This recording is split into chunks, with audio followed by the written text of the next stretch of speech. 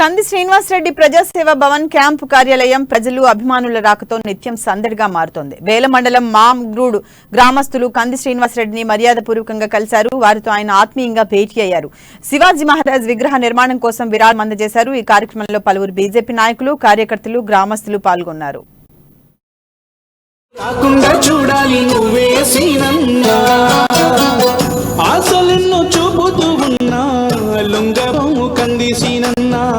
నిన్నే మేము గెలిపించుకుంటాం అమ్మ తోడు మా పల్లెలోనా రంది పడకు కందేసినన్నా తోడై నీతో వస్తున్నామన్నా గెలుపు బాట మేమేసమన్నా కమలానికే ఓటేస్తామన్నా అడుగడుగు నీతోనే తోడుంటామన్నా కందేసినన్నా ఏ కష్టాలు కన్నీళ్లు రాకుండా చూడాలి నువ్వేసినన్నా.